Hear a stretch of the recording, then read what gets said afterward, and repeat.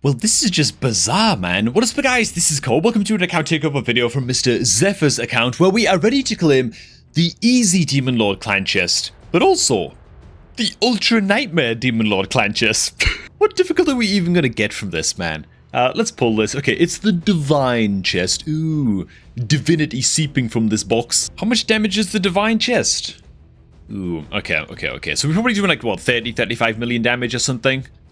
Actually, let's just run the team here that Zephyr already has set up in Demon Lord, and just see where the numbers stand, I guess, with this team, just in general. Then we're going to do some team building for all of the clan bosses on this account, as well as covering just a massive boatload of champions that you can use, especially in like an early mid-game account, that you can use to build your team around for each of these clan bosses, right? Accessible champions that just cover a lot of the tools that you need to bring into Demon Lord, Chimera, and Hydra. Before we get to that, and if you're looking to create a new raid account, and make sure to get that done right now by using the beginner promo link that is down below this video at the top of the gosh darn description box. By using that link on laptop or PC, won't work on mobile. By using that link to create a new account, and you're going to get all the free stuff that you see on screen right now, including Basilius Uranus as your day one start a legendary champion, and a few free epics as you level up your account too, man. Best beginner promo link going. And yeah, let's just see where these damage numbers end up. Okay, so it looks like we're dealing about... I don't really want the boss get another attack in, man. I might just kill everybody. 16, maybe let's call it 17 million-ish damage from one key, so... Ooh, a little bit rough going for Ultra Nightmare, but then again, so the tools that you want to bring into Demon Lord Clan Boss are going to pop up in the middle of the screen right now, so y'all can take a quick look over those. And he's trying to bring as many of those tools to the team as humanly possible. Just taking a quick look at Zephyr's team that he's using into Demon Lord right now. How many of these tools are we actually bringing? Well, we bring in the Weaken, we bring in the decreased attack and the decreased defense on Stag Knight, but we're also bringing decreased attack on Rector Drath on her A1 skill, albeit it's not reliable, but you know, it's there. And we're also bringing decreased attack onto Hanorach as well. And so what's the Stag Knight really bringing to this team? Well, he's bringing a decreased defense. That's kind of it. Bit of a problem. You want to make sure that you're not overlapping too many champions that are bringing all of these tools. Usually one will do. If somebody can place the debuff reliably, like I do Hanorach, it can get up a decreased attack on a 310 cooldown, 100% land rate, and she can just do that job and she's filling the role on that team reliably. No need to be bringing along the Stag Knight as another option. Geomancer's HP burner is fine, brings weakened debuffs as well.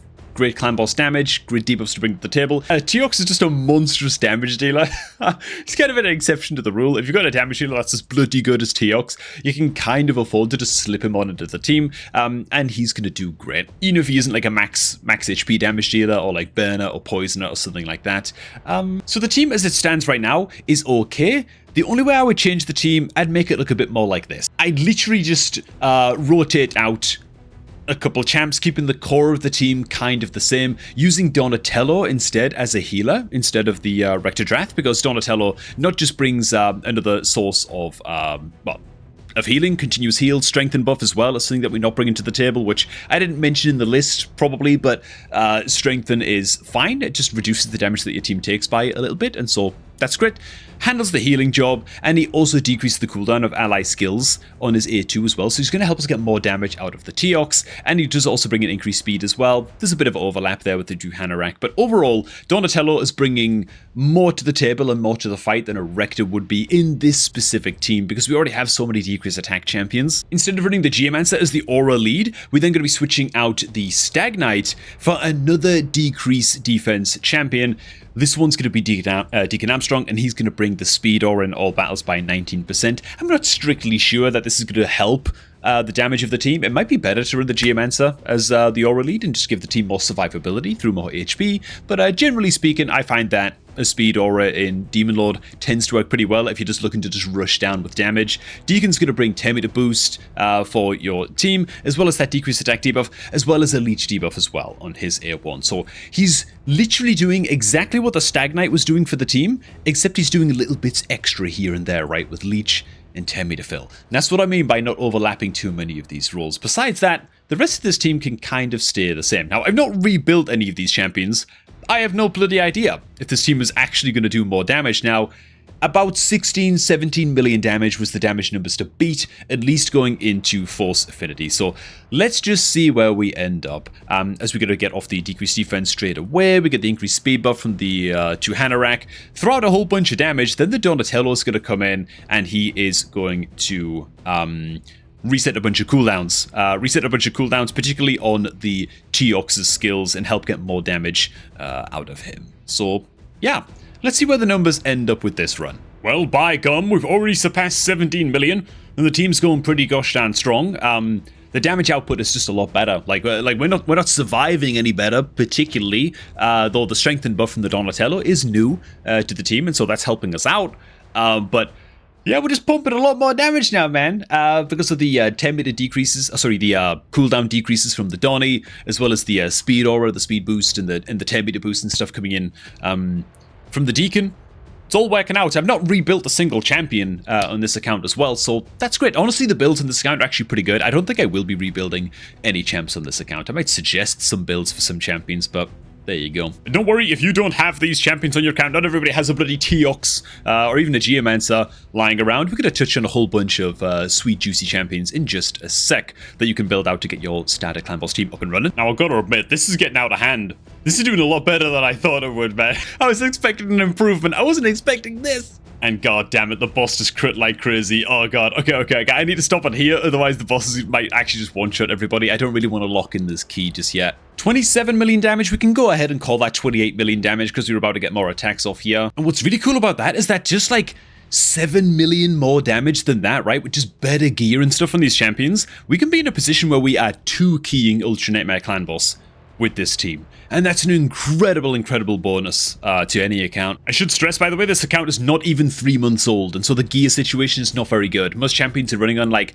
180 to like 220 speed. Teox is, I mean, just check out his crit damage. It's not really that impressive, like 220%, 240%. There are massive improvements to be made still to the gearing on this account, and that'll make a massive difference too. Budget option champions that are badass in a Demon Lord Clan boss that you can use as the backbone of your own team. Number 1, man, poisonous, damage dealers, HP burners. Kale can do just fine in this job. If you happen to have Kale as your starter champion, or honestly, even if you don't, and you happen to pull a Frozen Banshee very early on your account, she can do an amazing job as well, man. Double hit at A1, each hit 100% chance of placing poison debuff for 2 turns if the target is under poison sensitivity, which she also does bring as well on her A3 skill on a 3 turn. And so, yeah, Frozen Banshee teamed up with basically any other poison champion in the game, such as Kale, can do just fine. And often overlooked poison debuffer in the High Elves faction, just another random rare champion, is going to be Hyria. This is a fine little champion, man. Attacks one enemy 3 times, each hit with a 50% chance of placing poison debuff for 2 turns. Strong version. On top of that, on her A3, she also brings an ally attack skill, one of the better available to rare champions, teaming up with 2 random allies to attack on in. Not an incredible champion, but maybe worth taking up to level 50 as one of your super early game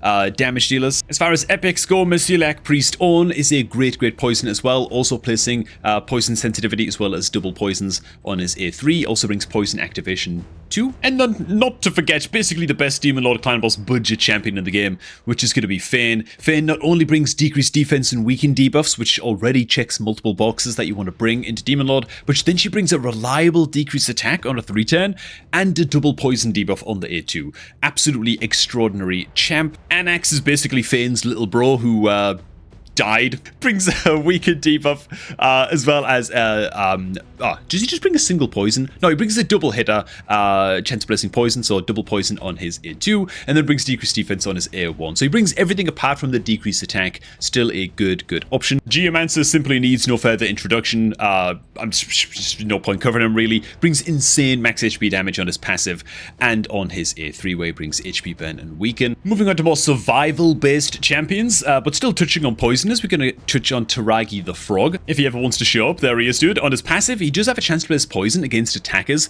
50% land rate, right? So he's just landed a little bit of extra bonus damage there. But Taragi, defensive powerhouse into Demon Lord. Actually, many areas of the game. Ice Golem, Demon Lord.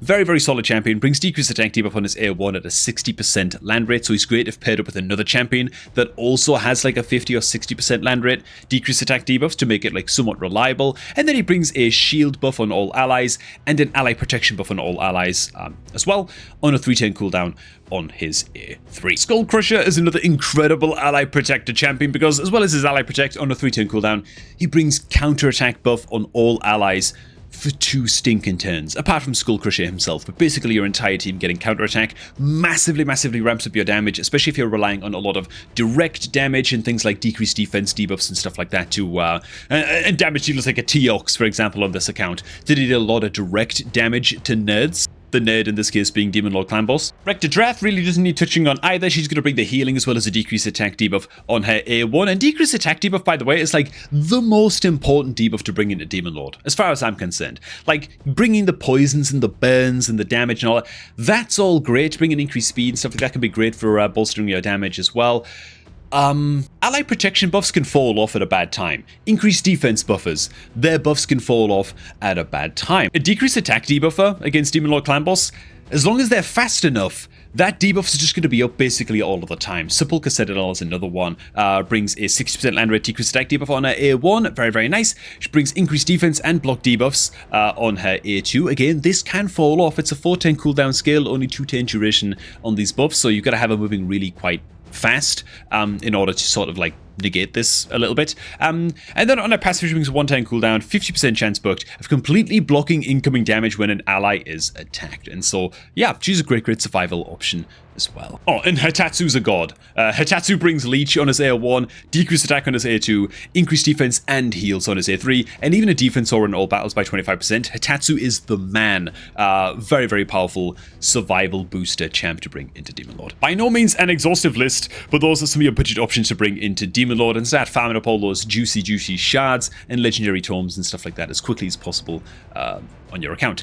Next up, man, moving into Hydra, where the tools that you want to bring into Hydra are once again going to pop up in the middle of the screen just now. And these right here are a couple of the teams that Zephyr had saved in his team planner. And so you've heard me say this a dozen times on the channel, but the 2 most essential debuffs and tools to bring into Hydra are Block Buffs debuff on an AoE, right? So you can apply that debuff to all Hydra heads, and the Provoke debuff.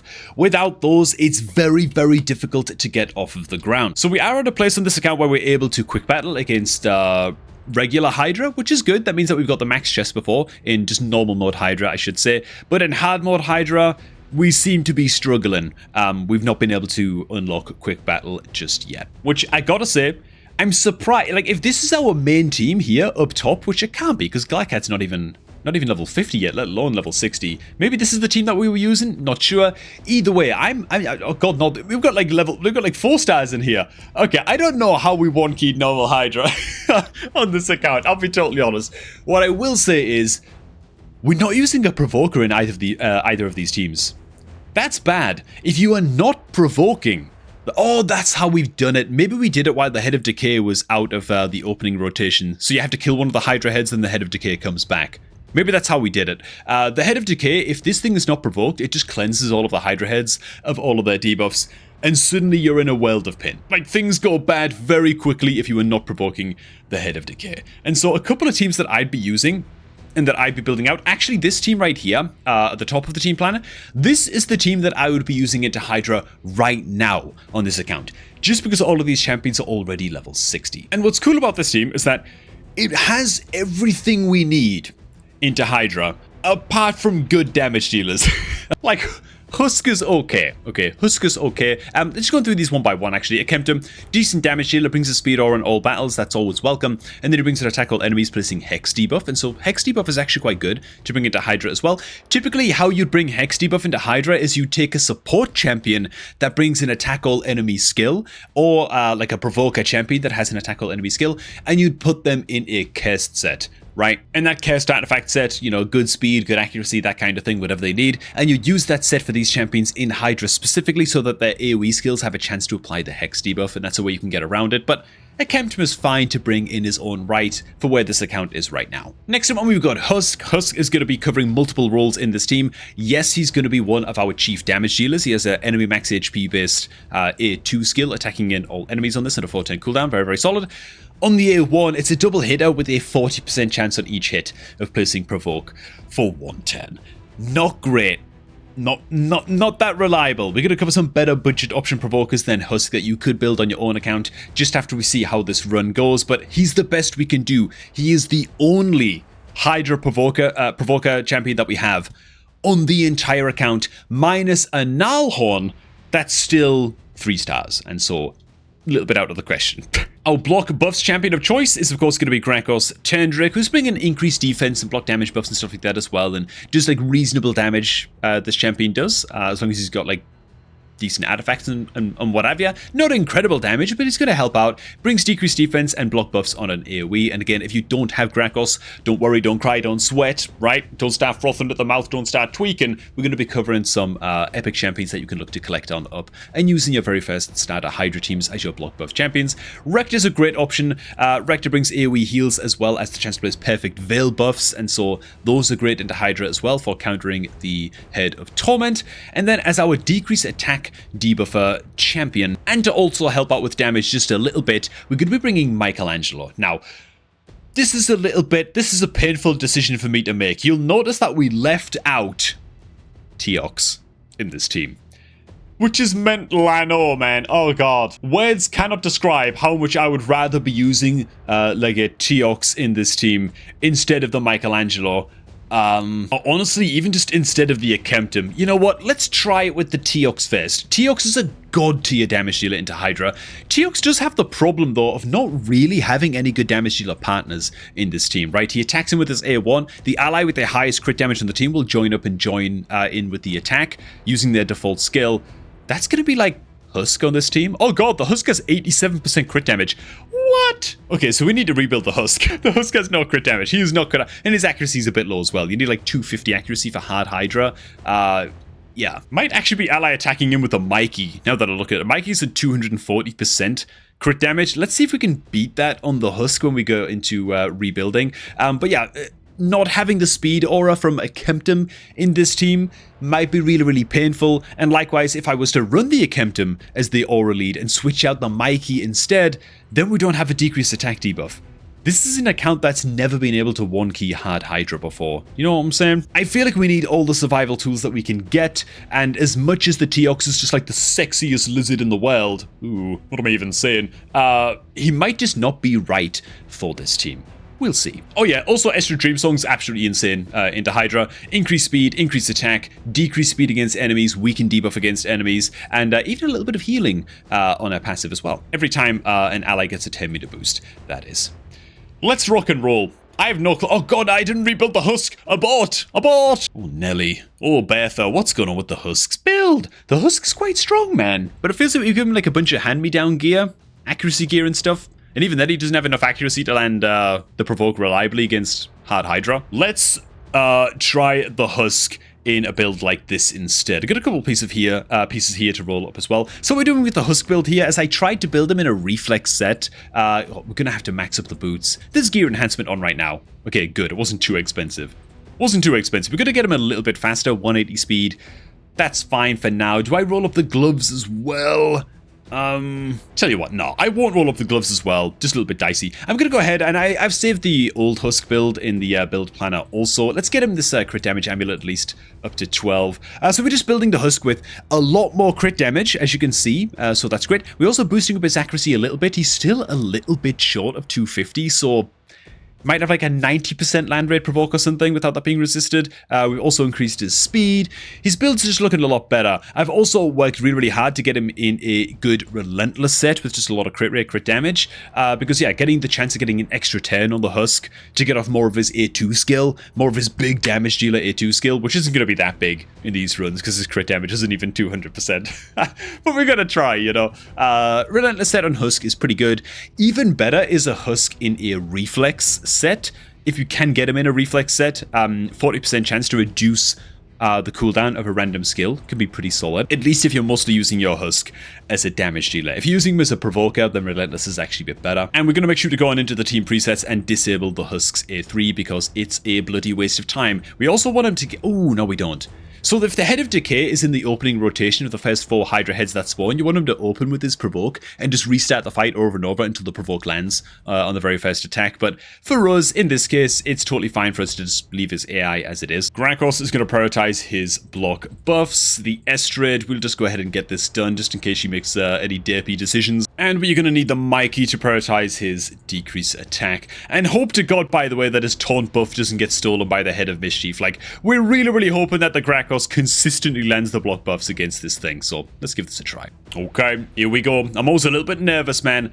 Hard Hydra, we've never cleared it before. We need the decrease attack, by the way, in this rotation because we're opening up against Head of Wrath. There it is.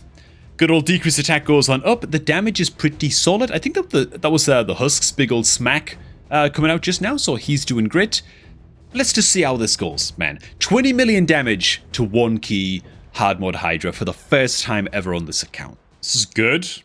This is good. We're off to a very good start, man. The Head of Wrath already got off 1 counter attack, and it didn't really do anything because of the decreased attack and the increased defense buffs that we're bringing to the table. Hydra heads are dying quite quickly. One thing we do lack on this team is debuff cleanse.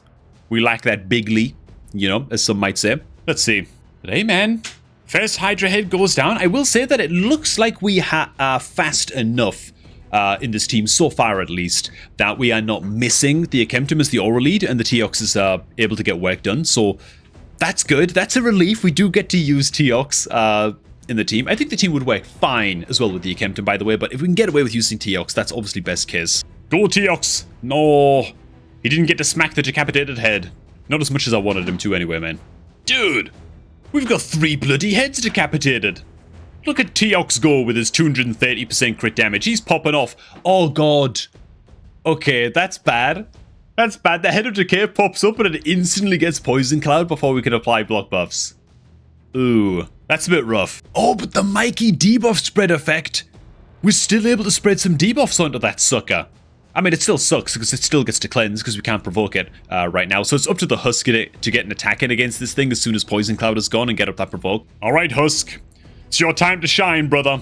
You gotta land that bloody provoke on this Head of Decay, dude. That's gonna start throwing shields up. In he goes. He fails to land it. I can't believe it. Oh, he's going in again. This time he does actually land the provoke, so well done, Husk, man. You're doing your job and you're helping out with damage as well while you're at it. What an underrated little epic, man. Well, he's not that little, but you know what I'm saying. Well, it's not been smooth sailing all the way along. No deaths yet. We've got a little bit close, but I tell you what, this is first attempt, man. This is first run. I'm pretty bloody happy we were about to surpass the 20 million mark, bro. That is tight. No, I can't believe it. Oh my God. We could have kept him going, man. We could have kept him going, bro. We literally only died right at the end there because the Mikey didn't get up the decrease attack fast enough against the Head of Wrath. That's it. That's all that killed us, bro. Oh, I'm not actually going to save this key because honestly, Zephyr can do another run with this and probably get like 50 or 60 million with this team. Pretty bloody confident, you know. It was just a really unfortunate chain of events that got us killed in the end. So yeah, that for me would be the Hydra team that we use in the right now. A couple of possible teams that we could build towards in the future for me would look a little bit something like this, I guess. Team number 2, man, getting Glycad as the aura lead would be a speed aura lead, and so that's great. He'd also handle the revives and provide perfect veils and stuff like that, same as the Rector Drath. And then we rely on the good old Donatello for the healing, for the cooldown resets, to give Husk more of his A2 skill popping off. Grakos, Estrade, team's kind of unchanged beyond that. This team would have less damage, but would survive like a monster. Like, it would be very difficult for the Hydra heads to kill this team off. Very strong team. Team number 2 could look a bit something like this. It could run the Teox as the aura lead instead of the Akemptum, as we just saw. Juhanarak, Rector, and then we've got the Nalhorn standing in as a provoker. Yeah. Oh yeah, also just to sort of touch on the Stag Knight. Stag Knight's actually very bloody solid. Very solid champion to take into Hydra when you're just getting started. Same as Duck the Pierced in that way as well. Very similar epic champion. Any champion that brings a strong decreased defense, decreased attack debuff into this fight on a 3-turn cooldown, nice and reliable, is going to do a job for you in Hydra. Duck the Pierced is of the Orcs faction and does a very similar job to Stag Knight in Hydra. He does bring a provoke, but it's on a 4-turn cooldown, and so it's not reliable. Still a very, very solid champion though. As for provokers, we've already just touched on Nalhorn. He at least brings a 3-turn cooldown provoke on his A2. He's not good to take into Hydra, make no mistake about it. And if you do bring him into Hydra, you probably want to go ahead and disable his A3 so that the Head of Mischief can't steal this and then like spread it to all the other Hydra heads and just ruin your run. But he can work as a budget provoker. Another mega budget provoker champion you can look to build is going to be Master Butcher. You wouldn't really think much to look at this guy, man, but this rare is pretty damn good. He does bring a 4-turn cooldown provoke, but the difference with this is that his provoke debuff lasts for 2 turns, so it's kind of a huge deal. Build him fast enough, and consider building him even in like a reflex set or something like that, you know? Get this provoke up nice and often. He can be a very, very reliable rare champion provoker to bring into Heidi. Husk we already just touched on as well in this team. He's solid, but also in the Undead Hordes faction. The provoker champion I actually use on my own free-to-play account with great success is Seeker, who brings some 10 meter boost on the A2, but also a double hit at A1, each hit with a 50% chance of blitzing provoke for 1 turn. Seeker's great, and is better than Husk for the provoke job, because Seeker's not worrying about damage. You don't have to build your Seeker with a crit rate or crit damage or anything like that, like you would with a Husk. You just build your Seeker to be fast as hell. That's all you care about, right? Enough accuracy to do the job of landing the provoke, and then just build a very, very fast Seeker, and you're good. Another very, very solid epic champion provoker is going to be Skuramis of the High Elves faction. Brings a 3-turn cooldown provoke, but you've got to be careful with Skuramis. Oh, Skuramis also brings a AoE decreased attack as well on the A2, which is lovely. But with Skuramis, he does buff himself with counter attack and continuous heal. Very, very careful that you've got a good, reliable block buffs champion against the Hydra heads. If the Head of Mischief steals the counter attack buff, or even just the continuous heal buff, and spreads it to all the other Hydra heads, oh my god, is that run over. Like, it's gonna end so bloody quickly, right? You're gonna build your Skuramis with either very, very high resistance stats and build him as a Mischief tank, which I'm not gonna touch on in this video, right? We're just covering like beginner teams here. You can build him with high resistance, or make sure you've got 1 or more really reliable block buffs champions on the team. Speaking of block buffs champions, it doesn't really get much better or much budget for a good block buffs champion than the Ugo. Everybody knows what I'm looking for here. Ugo brings some debuff cleanse and some healing on a 4-turn, as well as a decreased defense and block buffs debuff on an AoE on a 3-turn on the A2. And so Ugo is fantastic for this job. Another very, very budget option that you've got going into Void Epics at this point. Sadly, it's like Ugo's like the cheapest and most accessible good block buffs champion to consider, but a Void Epic you can look out for is Ostrox Boneglaive. Brings a bit of debuff cleanse as well, but also brings a 3-turn duration block buffs debuff on a 3-turn cooldown on this A2. Also, because Ostrox is Void Affinity, Ostrox doesn't worry about potentially weak hitting into the Hydra heads and failing to land this debuff like the Ugo will, and so Ostrox has that advantage, but overall brings a bit less to the table, doesn't bring that decreased defense, but you make do with what you can get. Also in the Demon Spawn faction, this is not a champion I particularly like, but if you're desperate and you just need a block buffs champion and you've got yourself an Umbral Enchantress, you want to go ahead and disable her A3 and just have her spam the crap out of her A2 as much as possible, which again, it's another 3-turn cooldown, Void Affinity style, so can't weak hit, block buffs debuff for 310s. You also just heard me mention, you know, that we didn't have very good damage dealer partners to use alongside the Teox. Geomancer isn't that either, to be fair, but he's an HP burner and he's a bloody good HP burner. You can build him in a reflex set and take him into Hydra and he can do some work for you in terms of just stacking up those damage numbers. And even better, I don't know if it's even better, but a very, very good HP burner to also bring along is going to be Skrank, who brings an AoE, tackle enemies 100% land HP burn on a 3-turn on his A3. Another fantastic option. Husk, we've already seen what he can do. He did about half of the damage of the Teox in that last fight that we just did. So, you know, he's never going to keep up with the Teox, right? But as far as budget option champions go, he's pretty good. Another solid max HP damage dealer is going to be the Royal Guard of the High Elves faction. Tackle enemies, simply damage increases according to enemy max HP. And, yeah, those max HP damage dealers are going to be quite valuable into Hydra as well. As for supports, any support that's bringing mass increased speeds to your team, big AoE healing, and the likes of Perfect Veil, those are going to be great support champions to bring along. Rectodrath, chief among them, very, very solid champion. Also brings the Revive as well, which a Revive isn't a must to bring into Hydra, but it bloody sucks when somebody dies and the run just ends prematurely because the Head of Wrath decided it wanted to crit that day, you know? Oh, and a role that I didn't touch on is just debuff cleansers. Bringing a Doom Priest to the table is unreal. Unreal, man. Doom Priest's ability to just constantly heal and debuff cleanse every single time she gets a turn via her passive makes her a very, very good budget option champion for dealing with the poisons, the heal reduction debuffs, the true fear debuffs, and the provoke debuffs coming out from the Head of Wrath. And so, yeah, keep an eye out for good debuffer champions that are ideally bringing more to the table as well. Heals, decrease speeds, increase speeds, that kind of thing. Doom Priest, very, very good one. And finally, that brings us to Chimera, which is a little bit awkward, because I'm not going to get to actually work on Zephyr's teams today. Why? Chimera's not even active. We have the keys ready, but Chimera goes on like a one-day cooldown, I guess, when nobody can play the Chimera game mod for a little while, so that sucks. Wait a minute, maybe I can scout his team. Zephyr, where are you, man? Where are you, dude? Wait a minute. Wait a minute. Did we not use our Chimera keys last week, Zephyr? Why do I not see any records of us using our Chimera keys, dude? Oh my god, Zephy. That is deeply deep. I'm disappointed, man.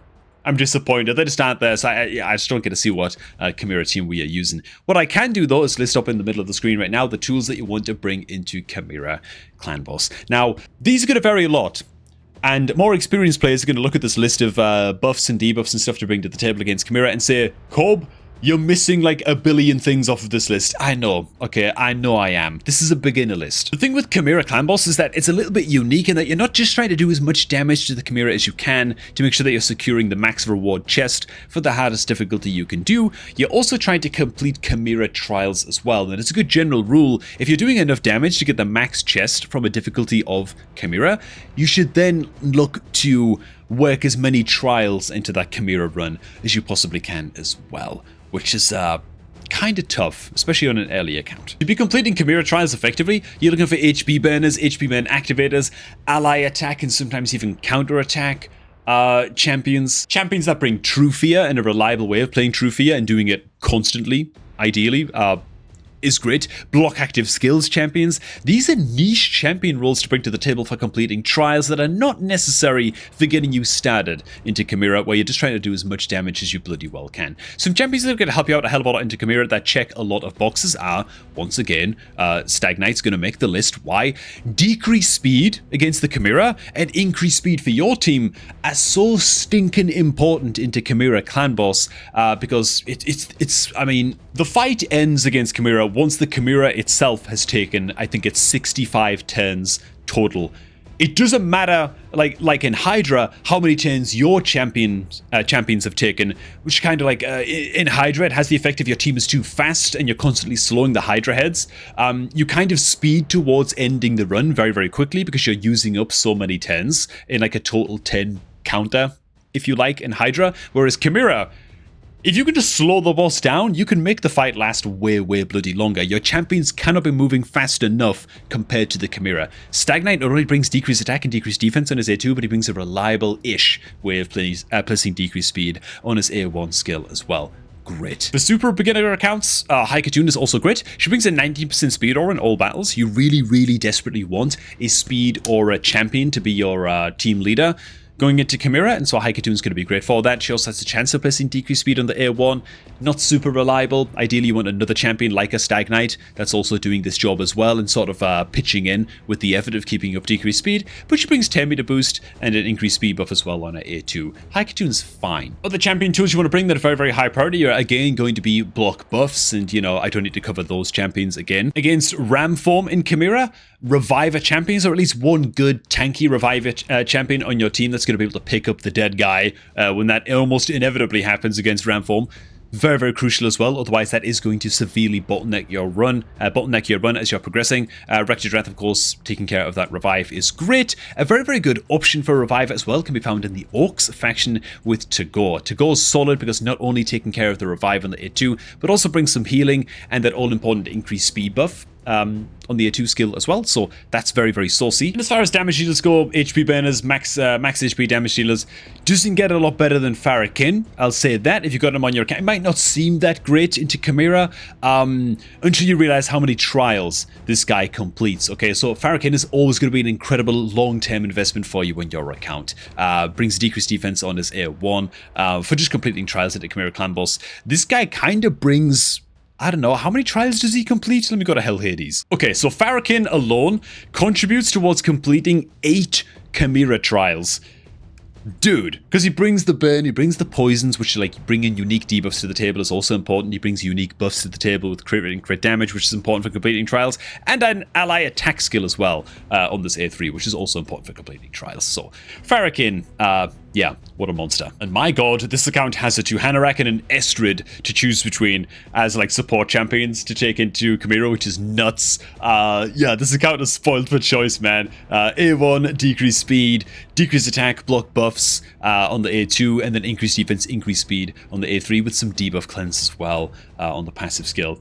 Nutty champion that Mr. Zephyr has to work with, even though I can't actually get to test it out. Into Chimera on this account right now. Hey, man. Speaking of Hanorach, though, gotta leave this one here.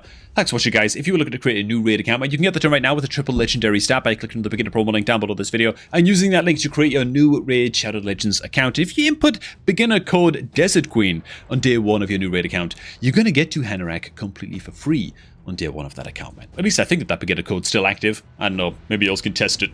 I'm 99% sure that it's still active, man. So make sure to use that link if you're ever looking to start off a new raid account, man. Thanks for stopping by. I'm going to go ahead and snoop around this account just a little bit more. And I'm going to catch all of you guys just a tad bit later, man.